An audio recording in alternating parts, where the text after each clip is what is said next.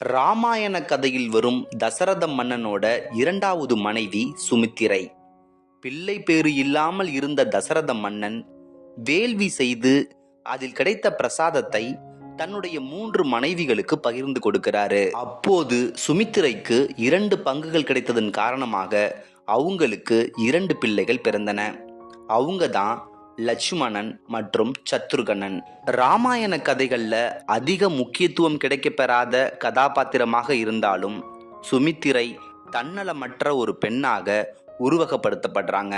ராமனுக்கு முடிசூட்ட இருந்த நிலைமையில தனது மகனுக்கு அரசுரிமை வேண்டும் என்று போர்க்கொடி தூக்கிய கைகேயி போல அல்லாம ராமன் 14 ஆண்டுகள் வனவாசம் செல்லும் போதும் அவனுக்கு உதவியாக எந்தவித சலனமும் இல்லாம தன் மகன் லட்சுமணனை ராமனோடு அனுப்பி வச்சாங்க சுமித்திரை.